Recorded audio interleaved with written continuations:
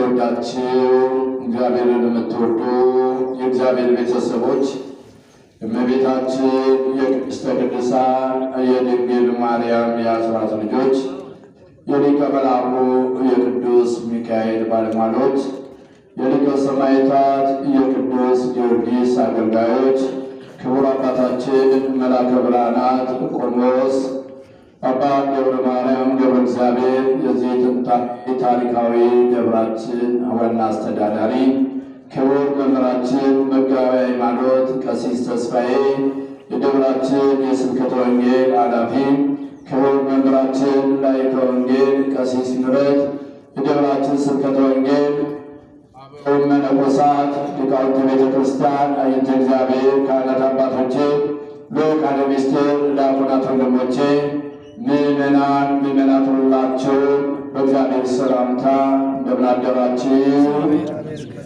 አሜን። ያያሉ የሁሉ እግዚአብሔር ስም እስከ እናቱ እስከ ሠራዊቱ የተመሰገነ ይሁን። እግዚአብሔር አምላካችን በቸርነቱ በይቅርታው በምሕረቱ ጨለማውን ወስዶ ብርሃን ሰጥቶ ክረምትና በጋን መዓልትና ሌሊትን አፈራርቆ ነፋሳትን አንፍሶ ማያትን አፍላጋትን አፍስሶ እኛን በማይታይ ስውር ጥበብ በሥጋ ሳለን በነፍስ እንድንከብር በምድር መተን በሰማይ ዘላለማዊ ሕይወትን እንድንወርስ በቤቱ ለቃሉ ሰብስቦናልና በቤቱ ለቃሉ የሰበሰበን እግዚአብሔር ክብርና ምስጋና ይግባው። ስለ አንድ ጻድቅ ብሎ ስለ አንድ ሰማዕት ብሎ ብዙ ኃጢአተኞችን ይምራልና ቅዱሳን ቅድስና ደረጃ ላይ ሲደርሱ የተሰጣቸው ቃል ኪዳን ለእንደኛ አይነት ኃጢአተኞች ነውና በቅዱስ ጊዮርጊስ አምላከ ቅዱስ ጊዮርጊስ አምላከ ቅዱስ ጊዮርጊስ አምላከ ቅዱስ ጊዮርጊስ ብለን የተጣራነውን ሁሉ እግዚአብሔር አምላክ በምሕረቱ ሁላችንን ክብሩ እግዚአብሔር አምላክ ያብቃን። እንደ እግዚአብሔር ፍቃድ ቃለ እግዚአብሔርን እንማማራለን። የሚያስተምር የሚመክር የሚገስጽ እግዚአብሔር ነው። ያስተምረን ይመክረን ይገስጸን ዘንድ ቆሞ ለሚናገር ተቀምጦ ለሚሰማ ምስጢርን የሚገልጽ እግዚአብሔር ለሁላችንም ምስጢርን ይግለጽልን። ኦ ገብርኤል ወምእመን ዘበውድ ምእመነ ኮንከ ይበብዙ እሰይመከ በአብ ውስተ ፍሥሓሁ ለእግዚእከ አንተ በጎ ታማኝ አገልጋይ በጥቂቱ ታምናልና በብዙ የታመንክ ትሆናለህ። ወደ ጌታ ተድላ ደስታ ግባ። በዚህ ርዕስ ላይ እንደ እግዚአብሔር ፍቃድ እንማማራለን። እግዚአብሔር አምላክ ለሁላችንም ምስጢሩን ይግለጽልን። ይህንን ኃይለ ቃል የምናገኝ ነው የማቴዎስ ወንጌል ምዕራፍ 25 ከቁጥር 13 ጀምሮ ያለ ኃይለ ቃል ነው። እግዚአብሔር ቤተሰቦችን ይህንን ምዕራፍ 25ን በምናይበት ሰዓት ላይ ጌታችን አምላካችን መድኃኒታችን ኢየሱስ ክርስቶስ ፍጹም ምእመናንን ወይም ደቀ መዛሙርቱን በምሳሌ ያስተማረበት ምዕራፍ ነው። እግዚአብሔር ቤተሰቦች ከቁጥር 1 ጀምሮ ብንመለከት አሚያ ትመስል መንግሥተ ሰማያት አስሮነ ደናግል ለነሳ ማይተዌውን ወፃለ ቀበላ መራዊ ብሎ አስቀምጦልናል። መንግሥተ ሰማያት ሕገ ወንጌል ተስፋ እግዚእነ ኢየሱስ ክርስቶስ ተስፋ እግዚእነ ኢየሱስ ክርስቶስ ሙሽራውን ሊቀበሉ የወጡ ቆነጃጅትን አስሩን ቆነጃጅት ትመስላለች ብሎ ነገረን። እግዚአብሔር ቤተሰቦች ወአምስት ጠባባት አምስቱ ብልሆች ወአምስት አብዳት አምስቱ ደግሞ ሰነፎች ብልሆች በማሰሯቸው ዘይትን የያዙ ናቸው። ሰነፎች ግን ማሰሮ ኖራቸው ዘይት ያላዙ ናቸው። ወከዊኑ መንፈቀ ሌሊት ይላል። መንፈቀ ሌሊት በሆነ ጊዜ ሙሽራው መጣ ይላል። እግዚአብሔር ቤተሰቦች ሙሽራው መጣ። የዛን ሰዓት እነዛ ብልሆቹ ማሰሯቸውን ከዘይት ጋር የያዙት ሙሽራውን ሊቀበሉ አብረው ወጡ። እነዛ ግን ሰነፎች እነዛ ብልሆች ምን አሏቸው? አባነ ቅባን ቅብክን ዘይታችን አልቋልና እባካችሁ ዘይት ስጡን አሉ። እነሱ የዛን ሰዓት ምን አላቸው? ለእኛም ለእናንተም አይበቃምና ጎራ ተሳየጣ ሄዳችሁ ግዙ አላቸው። እነዛም ዘይት ሊገዙት ሲሄዱ ሙሽራው መጣ። ዘይትን ከነማሰራቸው የያዙት ከሙሽራው ጋር ገቡ። በር ተዘጋ ይላል እግዚአብሔር። ቤተሰቦች በዚህ ሰዓት ነበረ እነዛም ሰነፎች ክፈትልን ባሏት ሰዓት ያ ሙሽራው በሩን ምን አለው? ስንክን ከኔ ጋር አመታት አቅታችኋልና እያምረክሙ እንግዲህስ አላቃችሁም አላቸው እግዚአብሔር። ቤተሰቦች ይህንን ይዘናል፣ ጠባባትና አብዳትን ይዘናል እግዚአብሔር። ቤተሰቦችም ይህኛው ደግሞ ገብርኤል ተብሎ በዚህ ሳምንት የሚነገርለት እስመ ከመ ብእሲ ዘይነግድ ወጽዋ ቁርጡዋ ወሙናዊ ይትገበሩ ቦቱ መንግሥተ ሰማያት ሕገ ወንጌል ተስፋ እግዚእነ ኢየሱስ ክርስቶስ ተስፋ እግዚእነ ኢየሱስ ክርስቶስ ባለሟሎቹን ጠርቶ በዚህ ውጡበት በዚህ ግቡበት ብሎ ገንዘቡን ሰጥቶ ወደ ሩቅ አገር የሄደ ሰውን ትመስላለች አለ እግዚአብሔር። ቤተሰቦች ወለዘዋሩ 5 መክሊት 5 መክሊት የሰጠው ሰው ነበረ። ወለዘዋሩ 2 መክሊት 2 መክሊት የሰጠው ሰው ነበረ።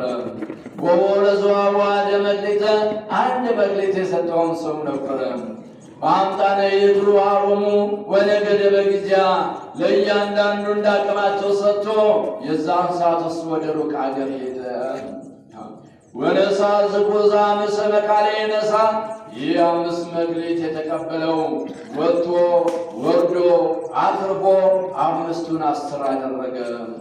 ወዘይ ክሌተ መካሌ ነሳ። እንደዚሁም 2 መክሊት የተቀበለውም ወጥቶ ወርዶ አትርፎ 4 አደረገ። ወዛተሰ መክሊት ነሳ።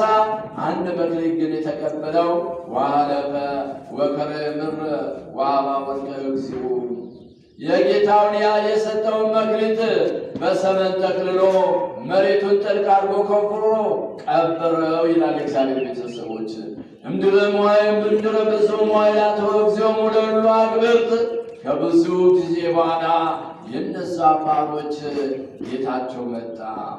ዋዘይት አሰቦሙ ሊቆጣጠራቸው ጀመረ።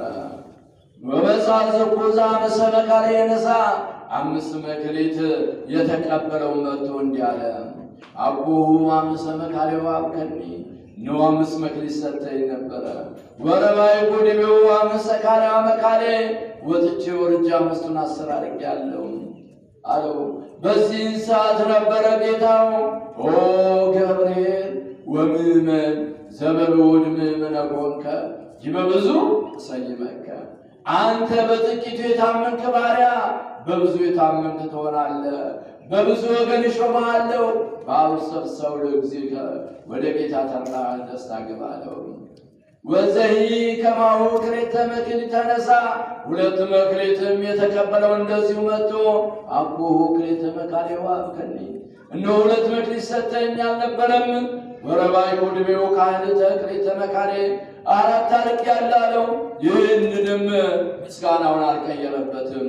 ኦ ገብርኤል ወምእመን ዘበብዑድ ምእመነ ኮንከ ይበብዙ ሰይመከ በአውስተ ብእሳሁ ለእግዚእከ አንተ በጥቂቱ የታመንክ ባሪያ በብዙ እሾምሃለሁ፣ ወደ ጌታ ተድላ ደስታ ግባ አለው። ወዛተሰ መክሊተ ነሳ 1 መክሊት የተቀበለው ግን መጥቶ እንዲህ አለ። ኦ ድሩክ ብእሲ አምረከ ከመዘ ዘዘራከ ታርር ያልዘራኸውን የምታጭድ ወይ ዘሮከ ታስተጋብ ያልበተንከውን የምትሰበስብ ጽኑ ጨካኝ መሆኑን አውቄ ፈርቼ ሌባ ቢወስድብኝ ወንበዴ ቢቀማኝ ቀጣፊ ቢያሳስተኝ ብዬ መክሊትህን ቀብሬአታለሁ። እንካ መክሊትህ አለው። እንካ ይኸው መክሊትህን አለው። በዚህ ሰዓት እነሱን ባመሰገነበት አላመሰገነውም። ኦ ብእሲ አካዬ አንተ ክፉ ጨካኝ ታምረኒኑ እኔ ያልዘራሁትን የምበትን የምሰበስብ ያልዘራሁትንም ማጭድ ያልበተንኩትን የምሰበስብ መሆኔን ታውቃለህን? እንደለወከ ይህን ብታቅርሮ አስቀድመ ያንን መክሊቴን በመለስክልኝ ነበር። እኔም ለሌላ በሰጠሁት ነበር፣ ሌላው ባተረፈ ነበር አለ። አዎ የዛን ሰዓት ያንን አንድ መክሊት ከሱ ውሰዱ። እመቦ ወሃቡ ወለዛ 10ቱ መክሊት 10 ላለው ጨምሩለት፣ ገንዘቡ ይውቦ ላለው ይጨመርለታል። ወለዘይ ቦያ ይድቦ ከሌለው ግን ያንኑ ይወስዱበታል አለው። ለ10 ላለው ስጡት አለ። ያንን ሰው ግን ጥርስ ማፋጨት ወዳለበት ወደ ስቃይ ወሰዱት አለ። እግዚአብሔር ቤተሰቦችም ይህንን ምሳሌ ለእኛ የተመሰለ ምሳሌ ለእግዚአብሔር ቤተሰቦችም ታሪኩ እንዲህ ነው። ባለ 5 ባለ 2 የተባሉት እያንዳንዱን ከላይ ከብፁዕ ወቅዱስ አባታችን ጀምሮ እታች እስካለነው ድረስ ለእያንዳንዳችን ይሰራል። እግዚአብሔር ቤተሰቦችም የጽድቅ ሥራ በተሰማሩበት ነው። የነፍስ ዋጋ በሥጋ ነውና ለእያንዳንዳችን ያ ጌታ የተባለ እግዚአብሔር አምላካችን መድኃኒታችን ኢየሱስ ክርስቶስ ነው። ባሮች የተባለን እኛ ነን። ባለ 5 የተሰጠው ፍጹም ጸጋ ፍጹም እውቀት ያለው ፍጹም ስልጣን ያለው ነው። ባለ 2 የተባለ መካከለኛ ያለው ነው። ባለ 1 የተባለው ዝቅተኛ ነው።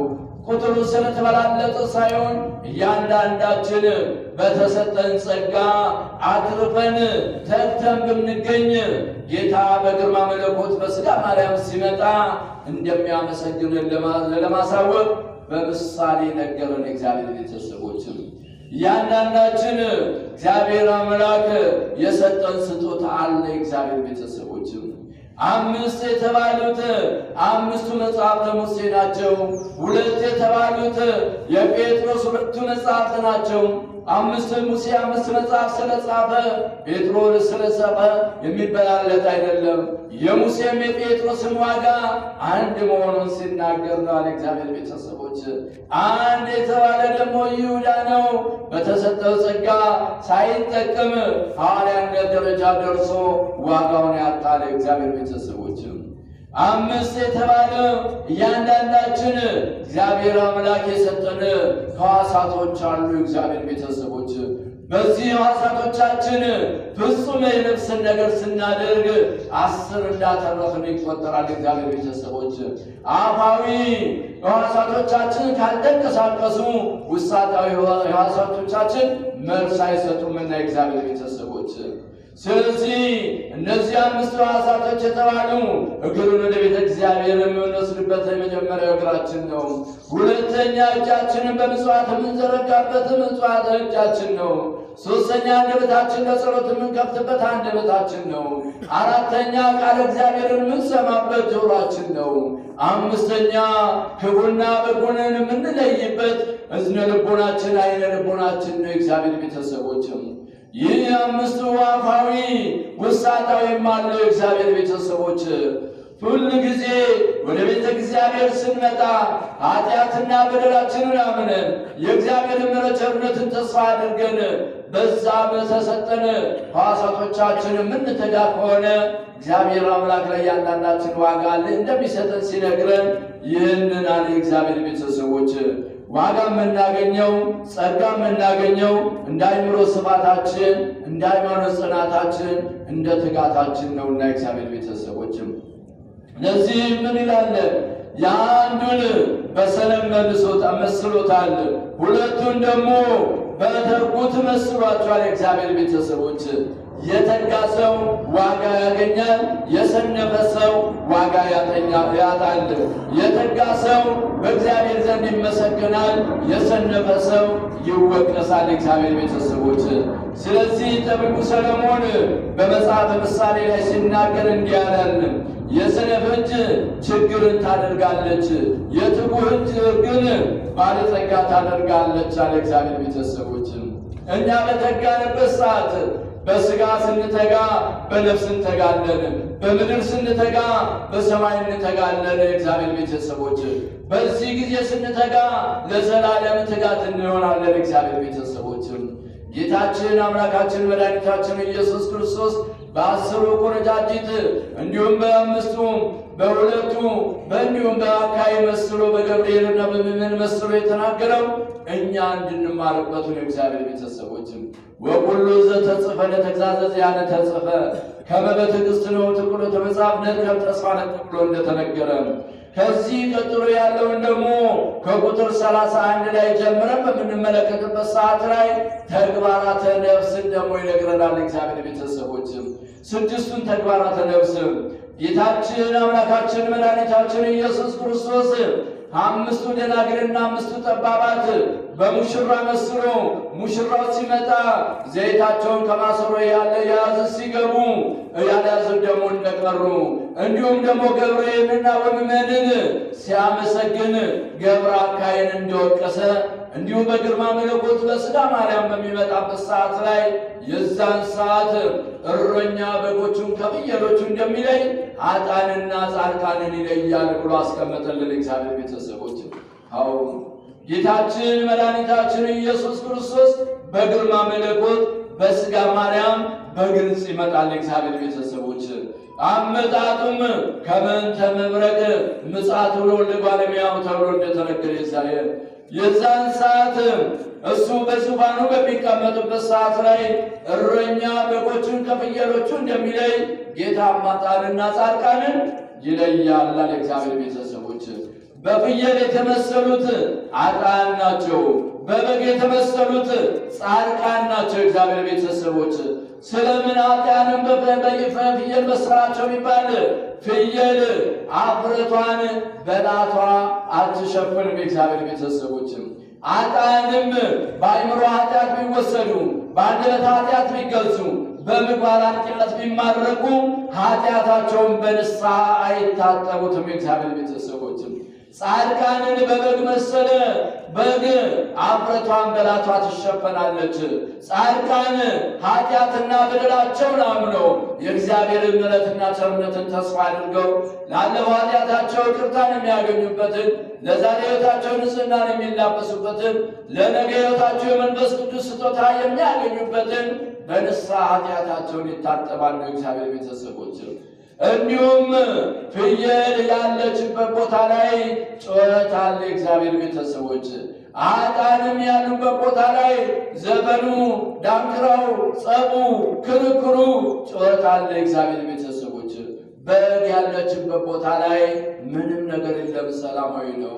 እንዲሁም ጻድቃን በትሕትና በትዕግሥት በፍቅር በየዋህነት በቅንነት አይተው በማሳለፍ ሰምተው በመቻል ፍጹም እግዚአብሔርን ይጠብቃሉ። እግዚአብሔር ቤተሰቦችም እንዲሁም ፍየል የምትበላው ቅጠላ ቅጠል ነው። እግዚአብሔር ቤተሰቦች ኃጥአንም የሚያጨሱት የሚሰክሩበት የሚምጉት ከቅጠል የተገኘ ነው። እግዚአብሔር ቤተሰቦች በግ የምትበላው መሬት ግጣ ነው። ጻድቃንም በላባቸው በወዛቸው ባገኙት ሀብት ነው የሚኖሩት። እግዚአብሔር ቤተሰቦችም ፍየል እዚህ ካሰሯት ዘላ ሄዳ ሌላ ቦታ ትሄዳለች። ጻድቃንም የኃጥኡ ዳፋ ጻድቁን ያዳፋ እንዲል ለእሱ የመጣው ለሌላ ይተርፋል። በግ ግን ከሙሴ በግ ጀምሮ ሙሴ በጎቹን በትረ ሙሴን ከተከለበት ቦታ ላይ በትሩን እስከሚያነሳ ድረስ አይንቀሳቀሱም ነበረ። ጻድቃንም ደግሞ ፍጹም በዓታቸውን አጥብቀው መስቀሉን እያዩ ነገረ ምጽአቱን እያሰቡ ሲተጉ ይኖራሉ። እግዚአብሔር ቤተሰቦችም እንዲሁም የፍየል ሥጋ ለመሥዋዕት አይሆንም። እግዚአብሔር ቤተሰቦች እግዚአብሔርም የኃጢአተኛውን የቂመኛውን የበቀለኛውን ጸሎት አይቀበልም። እግዚአብሔር ቤተሰቦች የፍግ ሥጋ ለመሥዋዕት ይሆናል። እግዚአብሔር ቤተሰቦች ምዕመናን ቅዱሳን ከኃጢአት ከበደል ርቀው ከቂም ከበቀል ተላቀው የሚያመጡትን መሥዋዕታቸውን ጸሎታቸውን እግዚአብሔር አምላክ ይቀበላል። ጸሎቱ ለጻድቅ እምአብ እስከ እዝን እንዲል እግዚአብሔር ቤተሰቦች እንግዲያውስ ጌታ ይህንን ካለ በኋላ ለምዕመናን ሁሉ የሚሆነውን ተግባራተ ነፍስን እንዲህ ይላቸዋል። እግዚአብሔር ቤተሰቦች የማቴዎስ ወንጌል ምዕራፍ 25 ከቁጥር 31 ጀምሮ ተግባራተ ሥጋ ናቸው የእግዚአብሔር ቤተሰብ፣ ተግባራተ ነፍስ ናቸው። ብዙዎቹን እነዚህ ስድስቱን ቃላተ ኦሪት ብለው የሚያስተምሩ የሚናገሩም አሉ። ስድስቱ ቃላተ ወንጌል ያሉት የማቴዎስ ወንጌል ምዕራፍ 25 ከቁጥር 21 ጀምሮ ሰማዕክሙ ዘተብሎ ለቀደምትክሙ ብሎ የሙሴን በሙሴ የተባለውን ሰምታችኋል። እትብትብ ነፍስ አትግደል እንደተባለ ሰምታችኋል። እኔ ግን እላችኋለሁ ወንድሙን ጨርቅ ለባሽ አባት ታናሽ ብሎ የተሳደበ እሱ ጋር ፈርሷል ብሎ እየሰራው ነው። እግዚአብሔር ቤተሰቦች እነዚህ ግን ተግባራተ ነፍስ ይባላሉ። እነማን ናቸው ብንል ጌታችን አምላካችን መድኃኒታችን ኢየሱስ ክርስቶስ በግርማ መለኮት በሥጋ ማርያም በሚመጣበት ሰዓት ጻድቃንን በቀኝ ኃጥአንን በግራ ባቆመ ጊዜ የሚጠይቀን ጥያቄ ነው። እግዚአብሔር ቤተሰቦችም ስድስት ናቸው። የመጀመሪያው ብራብ አብልታችሁኛል፣ ሁለተኛው ብጠማ አጠጥታችሁኛል፣ ሦስተኛው ብታረዝ አልብሳችሁኛል፣ አራተኛው እንግዳ ብሆን ተቀብላችሁኛል፣ አምስተኛው ብታመም መጣችሁ ጠይቃችሁኛል፣ ስድስተኛው ብታሰር መጣችሁ ጎብኝታችሁኛል ይላል እግዚአብሔር ቤተሰቦች። በዚህ ሰዓት ጻድቃንን ሲጠይቅም እንዲህ ይሉታል፣ ጌታ ሆይ ተርበህ መቼ አግኝተህ አበላን? ተጠምተህስ መቼ አጠጣን? ታርዘህስ መቼ አለበስን? እያሉ ስድስቱንም ይዘረዝራሉ። ጌታ በዛን ሰዓት እንዲህ ይላቸዋል፣ ለእመ ገበርክሙ ለአሐዱ ሳናዌ ተገበርክሙ፣ ከእነዚህ ከታናናሾቹ ለአንዱ ያደረጋችሁት ለእኔ እንዳደረጋችሁት ይቆጠራል አለ። እግዚአብሔር ቤተሰቦች አንዳችን ለአንዳችን የምናደርገው ለእግዚአብሔር እንዳደረግን ይቆጠራል። እግዚአብሔር ቤተሰቦች በሥጋ የሰጠነው በነፍስ እንደሚጠብቀን ልናምን ይገባናል። በምድር የምናደርገው በሰማይ እንደሚጠቅመን ልናስተውል ይገባናል። እግዚአብሔር ቤተሰቦች ጌታ ምን ብሏል? ለእመ ገበርክሙ ለአሐዱ ሳናዌ ተገበርክሙ። እነዚህን የዛን ሰዓት እናንተ የአባቴ ወዳጆች ዓለም ሳይዘጋጅ ያዘጋጀሁላችሁን መንግሥተ ሰማያት ውረሱ ይላቸዋል። እግዚአብሔር ቤተሰቦች በግራ ያሉትንም ጥያቄው አንድ አይነት ነው። እግዚአብሔር ቤተሰቦች ብራብ አብልታችሁኛል፣ ብጠማ አጠጥታችሁኛል ብሎ ስድስቱን ይጠይቃል። ጻድቃን በትሕትና ሲመልሱ፣ ኃጥአን ግን በትዕቢት ጌታ ሆይ እንኳን አንተን እኛ የተራበ መቼ አግኝተን አናበላልን? የተጠማ መቼ አግኝተን አናጠጣልን? ብለው በትዕቢት ይመልሱለታል። ለአንዱ ያደረጋችሁት ለእኔ እንዳደረጋችሁት ይቆጠራል። እናንተ ግን ለሰይጣንና ለመላእክት ወደ ተዘጋጀው ወደ ዘላለም ስቃይ ሂዱ ይላቸዋል። እግዚአብሔር ቤተሰቦች ልዩነቱ ይህን እግዚአብሔር ቤተሰቦችም እንግዲያውስ ይህንን በምናይበት ሰዓት ላይ አብዳትን ምን አላቸው? እያመለክን አላቃችሁም አላቸው። እግዚአብሔር ቤተሰቦች ገብረ አካይ ወኩን የዛን ሰዓት አውጽዎ ሰጸናፌ ጽልመታ እግዚአብሔር ቤተሰቦች ኃጥአንን ደግሞ ለሰይጣንና ወደ መላእክት ወደ ተዘጋጀው ወደ ዘላለም እሳት ውሰዷቸው ይላል። እግዚአብሔር ቤተሰቦች ይህንን በሚናገሩበት ሰዓት አባቶቻችን እስመ ከመ ብእሲን ለነጋድያን አምያ ትመስልን ለደናግል እንዲሁም አሜ ይመስልን ለመምህራን ሰጥተው ይናገሩታል። ሁሉም በሁሉ አለበት። እግዚአብሔር የዛን ሰዓት በዚህ ምድር ላይ የሰጠው እውቀት፣ በዚህ ምድር ላይ የሰጠው ሀብት፣ በዚህ ምድር ላይ የሰጠው ስልጣን፣ በዚህ ምድር ላይ የሰጠው ተክለ ሰውነት በኋላ ዋጋ የሚያስገኝ ስለሆነ በዚህ ሰውነቱ በኋላ ይጠየቃል ለማለት እኛ እንድንማርበት አስቀመጠ። እግዚአብሔር ቤተሰቦችም ለምን ወኩሉ ዘተጽፈ ለተግዛዘዚያነ ተጽፈ፣ ሁሉ የተጻፈ እኛ እንድንመከርበት፣ ሁሉ የተጻፈ እኛ እንድንመለስበት፣ ሁሉ የተጻፈ እኛ እንድንስተካከልበት ነው። እግዚአብሔር ቤተሰቦችም ይህንን ታላቁ አባት አባ ሕርያቆስ ሲናገር እንዲህ አለ። እግዚአብሔር ቤተሰቦች ንስማ እንከ ዘንተ ቃለ እስከ ነፍሰ ዳሪት አለ። እግዚአብሔር ቤተሰቦችም ይተወላወል ሰው ጊዜ ልደቱ እስከ ጊዜ ሞቱ ሰው እንዲና እንዲህ ነው። እግዚአብሔር ቤተሰቦች አንድ ጊዜ በእውነት ሲቆም፣ አንድ ጊዜ በሐሰት ይገለበጣል። አንድ ጊዜ በጽድቅ ሲሄድ፣ አንድ ጊዜ በኃጢአት ይሄዳል። እግዚአብሔር ቤተሰቦች አንድ ጊዜ ሲተጋ አንድ ጊዜ ይሰንፋል። እግዚአብሔር ቤተሰቦች አንድ ጊዜ ሲቀር አንድ ጊዜ ይርቃል። አንድ ጊዜ በፍቅር ሲኖር አንድ ጊዜ በጸብ ይሆናል። እግዚአብሔር ቤተሰቦች ይህች ዓለም ምንጊዜም ቅልቅል ናት። እግዚአብሔር ቤተሰቦችም 20 ዓለማት አሉ። ከ20 ዓለማት 5ቱ ዓለመ መሬት ናቸው። ከ5ቱ ዓለመ መሬት ደግሞ እችኛ ያለንባት ሁሉ ነገሯ ተቃራኒ የሆነ ነው። እግዚአብሔር ቤተሰቦች ይህች ዓለም እኛ በአይምሯችን ነፃ ፈቃዳችንን ተጠቅመን ፍጹም አለውት እግዚአብሔርን አውቀን እግዚአብሔር የሚሰጠንን ጸጋ እግዚአብሔር የሚሰጠንን ዋጋ አውቀን በሥጋ የሠራነውን በነፍስ እንደሚተርፈን አውቀን በሃይማኖት ጸንተን በምግባር ቀንተን ኋላ ዋጋ የምናገኝባት ስራ የምንሰራበት ቦታ ናት። እግዚአብሔር ቤተሰቦች ሁሉ ነገሯ ተፈጥሮዋ ራሱ ተቃራኒ ነው። እግዚአብሔር ቤተሰቦች ላይ ምንጠራ ታች አለ። እግዚአብሔር ቤተሰቦች ፊት ምንጠራ ኋላ አለ። እግዚአብሔር ቤተሰቦች ግራም ምንጠራ ቀኝ አለ። እግዚአብሔር ቤተሰቦች ወንድም ምንጠራ ሴት አለ። እግዚአብሔር ቤተሰቦች እርጥብ ምንጠራ ደረቅ አለ። እግዚአብሔር ቤተሰቦች ማግኘት ምንጠራ ማጣት አለ። ማልቀስ ምንጠራ መሳቅ አለ። ማዘን ምንጠራ ደስታ አለ። ሁሉ ነገር ተቃራኒ ይቻለም ያለ በዚህች ዓለም ላይ ነው እኛ የምንሰራው። እግዚአብሔር ቤተሰቦች በዚህች ዓለም ላይ አካሄዱን ከእግዚአብሔር ያደረገ ሥጋን ለነፍሱ ያስገዛ ሰው ይህንንም ደግሞ የሚያደርገው ሰው እኮ በምንም አይደለም በሃይማኖት መጽናቱን ሊያረጋግጥ ዘውትር ወደ ቤተ እግዚአብሔር እግሩን ሲያመጣ ዘውትር አንደበቱን ለጸሎት ሲከፍት ዘውትር ጆሮውን ለቃለ እግዚአብሔር ሲያቀቅር ልቡናውን ከቂም ከበቀል ሰውነቱን ከኃጢአት ከበደል ንጹሕ ሲያደርግ የዛን ሰዓት ይህ ሰው ለዚህ ክብር ይበቃል።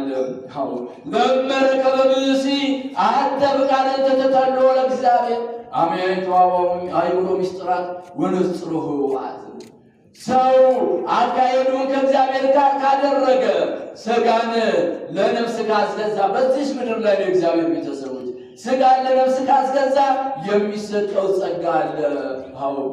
አይምሮ ህዋት ይላል እግዚአብሔር ምስጢርን እኛ ዋጋ የምናገኝበትም ይህ ደግሞ ሰው አይምሮ የሚሰፋው በሥጋ ሳለ ለነፍሱን የሚያገኝ በምድር ኖሮ በሰማይ የሚኖረው ቃለ እግዚአብሔርን ሲሰማ ነው። እግዚአብሔር ቤተሰቦች አማን አማን እብለክሙ ዘአቅበ ቃሌ ይጥዕሙ ለሞት ለዓለም እውነት እውነት እላችኋለሁ ቃሌን የሚሰማ ሰው በቃሌ የሚኖር ሰው በቃሌ የሚመራ ሰው እሱ ለዘላለም ሞትን አይባል። እግዚአብሔር ቤተሰቦችም ከሞት ይልቅ ሕይወትን የሚመርጥ ይሆናል። እግዚአብሔር ቤተሰቦችም ስለዚህ እያንዳንዳችን እንደ ገብር ኄርና ምእመን እንድንመሰገን እንደ ጠባባት ደናግል እንድንመሰገን መብራታችንን ይዘን ከሙሽራው ጋር እንድንገባ እንዲሁም እንደ ጻድቃን በቀኙ እንድንቆም በዚች ምድር ላይ ስራ ልንሰራ ይገባናል። እግዚአብሔር ቤተሰቦች ይህንን በሥጋ ሳለን ነው እንጂ ሰው ነፍሱ ከሥጋው ከተለየች በኋላ ሊሰራው የማይችል እግዚአብሔር ቤተሰቦች ሃይማኖትም የሚጠቅመው ነፍሳችን ከሥጋችን እስከምትለይ ድረስ ነው።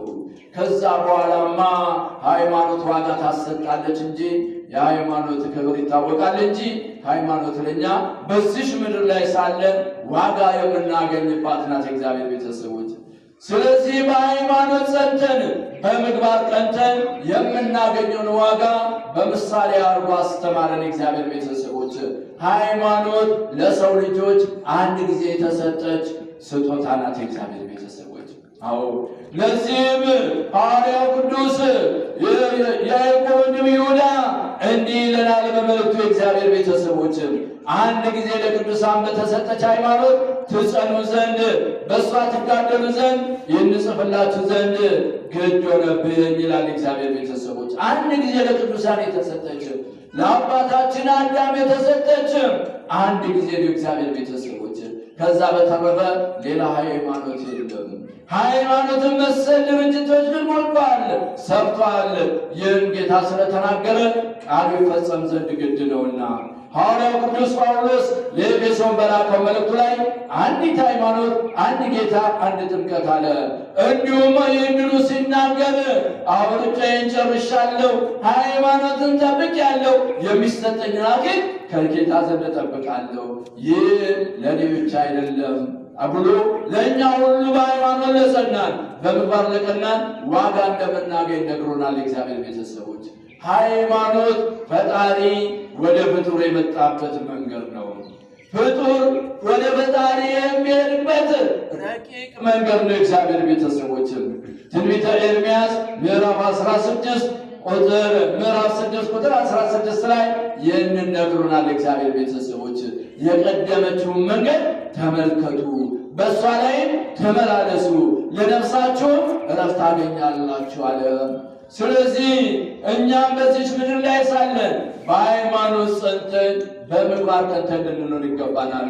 ምግባር ምንድን ነው ብንል ጾም፣ ጸሎት፣ ስግደት፣ ምጽዋት፣ ትሕትና፣ የዋህነት፣ ቅንነት የመንፈስ ቅዱስ ፍሬዎች ሁሉ በምግባር የሚጠቃለሉ ነው የእግዚአብሔር ቤተሰቦች። ስለዚህ እኛ በእንደዚህ አይነት ሁኔታ ላይ ስንጸና እንደ አምስቱ ጠባባት እንደ ገብርኤልና ወምእመን እንዲሁም እንደ ጻድቃን ክብሩን የምንወርስ እንሆናለን እግዚአብሔር ቤተሰቦች። ስለዚህ የኃላፊያትንም መጽሐፍንም መጽሐፍ ይጠቅሳል እግዚአብሔር ቤተሰቦች። ልናስተውል የሚገባን ይህ እግዚአብሔር ቤተሰቦች። ስለዚህ እግዚአብሔር በእንደዚህ ያስተምሩናል። ገብርኤል ወምእመን ዘበውድ ምእመነ ኮንከ ዲበበዙ ሰይመካለ። አንተ በምድር የታመንክ ጥሩ አገልጋይ፣ መልካም አገልጋይ በሰማይ የታመንክ ትሆናለህ። አንተ በሥጋ የታመንክ በጎ አገልጋይ፣ መልካም አገልጋይ በነፍስም የታመንክ ትሆናለህ። በአውሰብ ሰው ጊዜ ከገቡ የማይወጡበት ካገኙ የማያጡባትን መንግሥተ ሰማያትን ውረስ ይለናል እግዚአብሔር ቤተሰቦች። ይህ ሁሉ በሥጋ ስንሰራ በነፍስ የሚጠብቀን ነው። እስመ ከመ ብእሲ ዘይነግድ ወፀዋ ቁርቶ ያለ ያ ወደ ሩቅ አገር ዋጋ ሰጥቶ እንደሄደ ጌታ ምንኛ በሃይማኖት የምንጸናበትን በምግባር የምንቀናበትን በሥጋ ሳለን የነፍስ የምንሰራበትን በምድር ኖረን የሰማይ ቤታችንን የምንወርስበትን ቃሉን ሰጥቶን ሄዷል እግዚአብሔር ቤተሰቦች። እምድረ ብዙ ኃይላተ ወእግዚኦሙ አለ ጌታ በግርማ መለኮት በሥጋ ማርያም ዳግመኛ ይመጣል። የእግዚአብሔር ቤተሰቦች ሲመጣ ለሁሉ ይፈድዮ በግንባሩ ለእያንዳንዱ ዋጋ ይሰጣል። የእግዚአብሔር ቤተሰቦች ዋጋ የምናገኘው እንደ አእምሮ ስፋታችን፣ እንደ ሃይማኖት ጽናታችን፣ እንደ ምግባር ቅናታችን፣ እንደ ልቦናችን ነው። የእግዚአብሔር ቤተሰቦች እንደ ልቦናችን ነው። ስለዚህ ልቦናችን በአፋችን አምነን በልባችን አምነን በአፋችን ስንመሰክር ዋጋ የምናገኝበትን ጸጋ እግዚአብሔር አምላክ ይሰጠናል። እስመ ከመ ብእሲ ዘይነግድ ወፀዋ ግብርቱ ወአቡናዊ።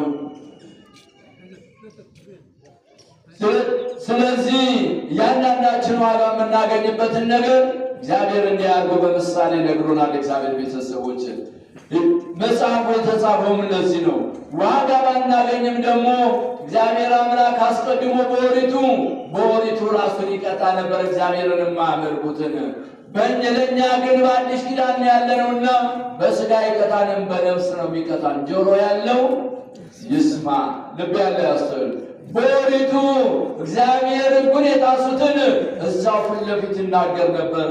ለዚሁም በዛሬ ቀን ዕረፍቱ የሆነ ዳንኤልን እንመልከት። እግዚአብሔር ቤተሰቦችም ዳንኤል፣ አናንያ፣ አዛርያ፣ ሚሳኤል አካሄዳቸውን ከእግዚአብሔር ጋር ያደረጉ ከሀገራቸው ተማርከው ባዕድ ሀገር የነበሩ በዛን ሰዓት ግን እግዚአብሔርን የማያውቅ ጣዖት የሚያመልክ ናቡከደነጾር የሚባል ገናና ንጉሥ ነበር። እግዚአብሔር ቤተሰቦች ናቡከደነጾር ማለት ዮብ ልዋጭ ማለት ነው። ምን አልኳችሁ? ዮብ ልዋጭ ማለት ነው። ይህስ እንደምን ነው ቢባል የንጉሡ ልጅ ወፍ ወለደች። አዎ እኔ አባቴን ስም አስጠራል አስነቅፋለሁ እኔም እነቅፋለሁ ብላ ታማኟን አገልጋዩን ውሰጅና ጣዩ አለቻት። በዚህ ሰዓት አንዷ ደግሞ ባለቤቷ ርቆ ባለበት ሰዓት ላይ አንድ ጎረምሳ ያለ ፈቃዷ ቢደርስባት ልጅ ወለደች። ከምወደው ባሌ ከምለይማ ልጁ ቢጠፋ ይሻላል ብላ ታማኝ አገልጋዩን ልጁን ጣዩ አለቻት። ያቺ የንጉሥ ልጅ ወፍ ያዘችው ይዛ ስትጥል፣ እቺም ይዛ ስትጥል እኩል ተገናኙ። ወፉን ጥለው ልጁን አነሱ። አዎ በዚህ ሰዓት ለንጉሥ ልጅ ሄዳ ሰጠቻት። ይኸው ልጅሽ አለቻት። እንዲህ አረገዘች ሳይባል እንዴት ወለደች ይባላል አለች የንጉሥ ልጅ። እናንተ የነገሥታት ልጆች የምትኖሩት በእልፍኝ የምታድጉት በእልፍኝ መውለዳችሁ እንጂ ማርገዛችሁ መች ይሰማል ብላ ያቺ አበረታታት። የዚህን ሰዓት ናቡከደነፆር የንጉሥ ልጅ ተብሎ በንጉሥ ቤት አደገ። የዚህን ሰዓት ንጉሡ በሚሞትበት ሰዓት ላይ እሱ ኃይለኛ ንጉሥ ሆነ። እግዚአብሔር ቤተሰቦች እግዚአብሔርን ግን የማያመልክ ሆነ። በዚህን ሰዓት እግዚአብሔር በአንድ በሌላ ላይ ያስተምረው ሞከረ ይላል። በጥበብ ግን እሱን የሚመስል የለም ይላል። እግዚአብሔር ቤተሰቦች በጥበብ በአገዛዝ ናቡከደነፆርን የሚመስል የለም። እግዚአብሔር ሊገስጸው ሲፈልግ ከዕለታት ከአንድ ቀን በላ ጠጣ በሰገነት ላይ ሲመላለስ የከተማውን ስፋት የሕዝቡን ብዛት ተመልክቶ እኔ ይህንን ዓለም እንደ ሰማ ቅጬ እንደ ገልቀት ቅጬ ገዛው፣ ከኔ ቀጥሎ የሚነግስ ኃይለኛን የሆን ደካማ ባልወድ ነበር አለ። ማ ናቡከደነፆር ተውላጠ ወፍ ልብ በሉ የወፍ ልዋጭ የተባለ ናቡከደነፆር በዚህ ሰዓት ነበረ በልቶ ጠጥቶ በሰገነት ላይ ከተመላለሰ በኋላ ሲተኛ ራእይ ተመለከተ። ራእዩ ምን ነበረ? ራሱ የወርቅ የሆነ፣ አንገቱ ደረቱ የብር የሆነ፣ ወገቡ የብርት የሆነ፣ እግርና እግሩ የብረት የሆነ፣ ጭንና ጭኑ የብረት የሆነ፣ እግርና እግሩ የሸክላና የብረት የሆነ ምስል ቆሞ እሱን ሲመለከት ከረጅም ተራራ ላይ ታላቅ ድንጋይ መጥቶ ያንን አድቆት ተመልሶ ተራራ ሲያህል ተመለከተ። ያንን ምስሉን ንፋስ ሲበትነው አየ። ሕልሙም ግሩም ነውና ቢደነግጥ ሕልሙም ትርጓሜውም ጠፋው። ሕልሙም ትርጓሜውም ጠፋው። ከበላው እያበላ ካጠጣው እያጠጣ የሚያኖራቸው መፈክራን ሕልም ነበሩና እነሱን ጠራና ሕልም አለምኩኝ፣ ሕልሙም ትርጓሜውም ጠፋኝ፣ ንገሩኝ አላቸው። ንጉሥ ፍርድ ልበስ፣ አንተ ከፈርዖን ታንሳለን፣ እኛስ ከዮሴፍ እንበልጣለን። ዮሴፍ ፈርዖን ሕልም አለመ፣ ለዮሴፍ ሲነግረው ዮሴፍ ተረጎመለት። ለእኛም ንገረንና እንተርጉምልህ እንጂ አሉት። ቢጠፋኝ ነው እንጂ ሰውን አስጨንቅ ብዬ ነውን አላቸው። እንግዲያውስ ቀን ስጠን አሉት። አሁን በዚህን ሰዓት እኔ ያው ከልቤ ሲወጣ ሲወርድ አሁኑኑ ንገሩኝ እንጂ እምድረስ ከመአምር ከመተፈጥሮ ካላ ነገር ኋላ ግን ሌላ ልቦለድ አምጥታችሁ እንደምትነግሩኝ አውቃለሁ፣ አሁኑኑ ንገሩኝ አላቸው። በዚህ ሰዓት እነዛ ጠበብት ምን አሉ? ይህ ንጉሥ የሚለው ከእግዚአብሔር ከሰው ለተለዩ ካልሆነ በስተቀር አይቻልም አሉ። ከሰው የተለዩት እነማን ናቸው? እነ ዳንኤል ናቸው፣ የእግዚአብሔር ቤተሰቦች። ከሰው ለምን ተለዩ? እግዚአብሔርን ያመልካሉ፣ በሥጋቸው የነፍሳቸውን ያስባሉ፣ በምድር የሰማይን ይመለከታሉና የእግዚአብሔር ቤተሰቦች። በዚህ ሰዓት ናቡከደነፆር ይህስ ነገር አይሆንልንም ባሉት ሰዓት ተቆጣ ይላል። ሰይፍ ጃግሬ ያለውና ያሮክ ይባላል፣ ውሰድና ሰይፋቸው፣ እኔ ከበላውም ማበላቸው ከጠጣውም ማጠጣቸው፣ በእኔ ቤት የሚኖሩት እንደኔ ተከብረው የሚኖሩት ፈረስ ናቸው ጋልባቸው፣ ጦር ናቸው ወረውራቸው፣ ጋሻ ናቸው መከታቸው ብሎ እንዲሰየፉ አዘዘ ይላል። ያ ሰይፍ ጃግሬ ይዞ በሚሄድበት ሰዓት ላይ ዳንኤል ከመንገድ ጠብቆ በይነምንት ወጻአጽው ትእዛዝ ማበልኩስ አለ። ከንጉሥ ስለምን ይህ ነገር ወጣ አለ። ንጉሥ ግሩም አንቶ ሕልምም ትርጓሜው የሚጠፋ በዚህ ሰዓት ቅጣቸው ብሎኝ ልቀጣቸው ወስዳለሁ። እኔ ሕልሙን እነግራለሁ፣ እነዚህን ተዋቸው አለው። ፈቃድ እግዚአብሔር አለበትና እሺ አለው። ለሌሎች ያልሰጠው ለሱ 3 ቀን ሰጠው። ዳንኤልም 3 ደቂቅን ይዞ ወደ እግዚአብሔር አመለከተ ይላል። የለመኑትን የማይነሳ የጠየቁትን የማይረሳ እግዚአብሔር ጸሎቱ ለጻድቅ ማፍሰስ ነውና የቅዱሳንን ጸሎት ይቀበላልና ለዳንኤል ዕለቱን ሕልሙን ተገልጾለታል። ለሰለስቱ ደቂቅ ደግሞ በሦስተኛው ቀን ተገልጾላቸዋል። ስለ ክብረ ሱባኤ ይቆያል። በኋላ ሄዶ የንጉሥን ሕልም እነግራለሁ በሉ አለም። በዚህን ሰዓት ንጉሡ ሄዶ ከንጉሡ ፊት ሲቆም አንተ ብልጣሶር ዘትግራይ አይዶት ሕልሜ ወቃል አለው። አንተ ነህ ሕልሜን የምትነግረው አለው። የዚህን ሰዓት ዳንኤል አምልኮተ እግዚአብሔርን ይሰብክበታል። ምን ብሎ ንጉሥ ሆይ ሕልምን እንጂ የሚተረጉም እግዚአብሔር ነው ብሎ በል ንገረኝ አለው። ርሱ ዘወርቅ አንገቱ ደረቱ የብር ወገቡ የብርት ጭንና ጭኑ የብረት እግርና እግሩ የሸክላ ምስል ቆሞ አንተን ሲመለከት ከረጅም ተራራ ላይ ታላቅ ድንጋይ ወርዶ ያንን አድቆ ተመልሶ ነፋስ ተራራ ሲያል ያንን ነፋስ በትነው አላየህምን አለው። ዛቲ ሕልሜ አለናው ወርነሱ ሕልሜ ይችላል ወትርጓሜህን ተርጉምልኝ አለው። ሲተረጉምለት እንዲህ አለው፣ ርሱ ዘወርቅ የተባልክ ራሱ የወርቅ የተባልክ አንተ ነህ። ወርቅ ከሁሉ በላይ እንደሆነ ያንተም ንጉሠ ነገሥትነት ከሁሉ በላይ ነው አለው። አንገቱ ደረቱ የብር የተባለ ዳርዮስ ንጉሠ ቂሮስ ነው እያለ እስከ እግር ድረስ የጌታን ድረስ ነገረው። በዚህ ሰዓት ነበረ ናቡከደነፆር ይህንን ተመልክቶ እግዚአብሔርን ፍጹም አመሰገነ ይላል እግዚአብሔር ቤተሰቦች። ነገር ግን አሁንም አልተመለሰም ናቡከደነፆር እንደዛ በሚያደርግበት ሰዓት ላይ እግዚአብሔር ሊያስተምረው ሲፈልግ የዛን ሰዓት እረ ያደረገው ይላል እግዚአብሔር ቤተሰቦች። እረ ያደረገው 7 ዓመት ሙሉ አሳማ ሆኖ ከእንስሳት ጋር ሆኗል እግዚአብሔር ቤተሰቦች። በመጨረሻ ዳንኤል አሁንስ እግዚአብሔርን አታውቅም፣ ወደ እግዚአብሔር አትመለስም ብለው አሳማም ቢሆን አይምሮን አልተነሳምና እንደማለት አንገቱ እንዲህ ሲል ጥፍሩ ላይ አስቀርቶ ወደ ሰውነቱ መልሶለታል እግዚአብሔር ቤተሰቦች። ዛሬ ነቢየ እግዚአብሔር ዳንኤል ያረፈበት ቀን ስለሆነ ነው ይህን የተረኩት እግዚአብሔር ቤተሰቦች። ዳንኤል ፍጹም አካሄዱን ከእግዚአብሔር ጋር ስላደረገ ምድራውያን ነገሥታትን እንዲቀጡ አድርጓል እግዚአብሔር ቤተሰቦች። የናቡከደነፆር ልጅ ብልጣሶርም በቤተ መቅደስ ያሉትን ንዋየ ቅድሳትን እንደ ግሉ አድርጎ ቢመገብባቸው በዛ በተደገሰው ድግስ ላይ እጅ ሳይነካት ጽሑፍ ተጽፋ ተገኝታለች እግዚአብሔር ቤተሰቦች። ምንም ማኔ ቴቄ ፋሬስ የምትል እግዚአብሔር ቤተሰቦች የዚህን ሰዓት ያቺ ማኔ ቴቄ ፋሬስ የሚለውን ማን ይተርጉም የእግዚአብሔር ቤተሰቦችም? ከእግዚአብሔር ጋር ያለ በሃይማኖት የጸና በምግባር የቀና ዳንኤል ትንቢተ ነቢያትን 70 ዓመታት አድሞ ለሕዝብ ከብሎ የጌታን መውረድ መወለድንና የተናገረ ዳንኤል የዛን ሰዓት ይህንን ምስጢር ተገለጸለት። ማኔ ቴቄ ፋሬስ በእግዚአብሔር ዘንድ ቀለ ተገኘ፣ መንግሥትም ለሌላ ተላልፋ ተሰጥታለች አለው።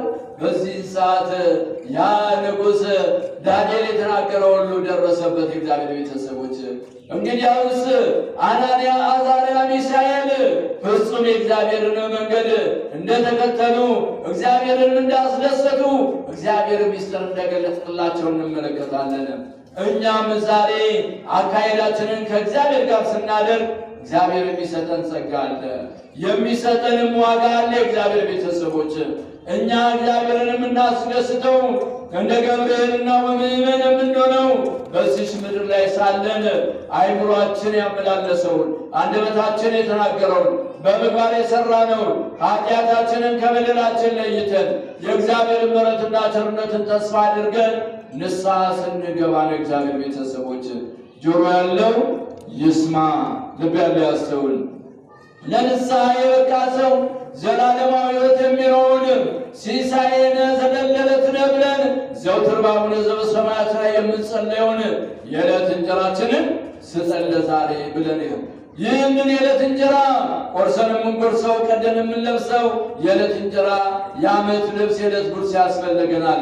ዕለት ግን የተባለች ዕለተ ምጽአት ናት። የእግዚአብሔር ቤተሰቦች እንጀራ የተባለ ደግሞ ለዕለተ ምጽአት የሚያቆመን ዛሬ ቆርሰን እንደምንጎርሰው ቀርተን እንደምንጠጣው ምግብና መጠጥ ዛሬ ተናግረን እንደምንደመጥ ተራምደን እንደምንሄድ አይተን እንደምንለይ ይዘን እንደምንጨብጥ ይህ በሥጋ የተገኘ በመብል የተገኘ ነው።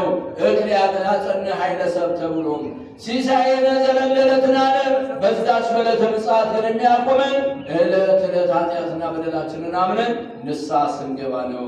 የዕለት ምግብ የተባለች ንስሐ ናትና እግዚአብሔር ቤተሰቦች፣ እንዲሁም የዕለት ምግብ የተባለች ሥጋው ደሙ ነው። እግዚአብሔር ቤተሰቦች፣ ንስሐ የገባ ሰው ሥጋው ደሙ የተቀበለ ሰው ነው ያችን ዕለት የሚቆም እግዚአብሔር ቤተሰቦች።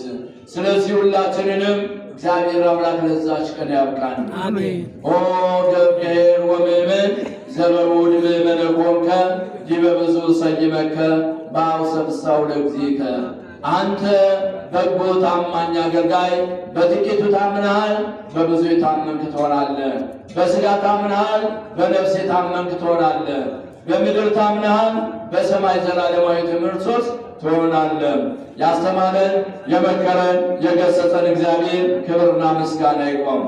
አገራችንን አገረ ሰላም፣ ዘመናችንን የሰላም ዘመን ያድርግልን። አገሩን ከጥፋት ሰውንም ከስደት ከእርስ በርስ መተላለቅ እግዚአብሔር አምላክ ሀገራችንን ይጠብቅልን። በሰማዕቱ ከቅዱስ ጊዮርጊስ ቃል ኪዳኑን በረከቱን ሬቱን ሁሉ ያሳድርብን። ወስብሐት ለእግዚአብሔር ወለወላዲቱ ድንግል ወለመስቀሉ ክቡር። ይቆየን። ቃሎትን ያሰማልን።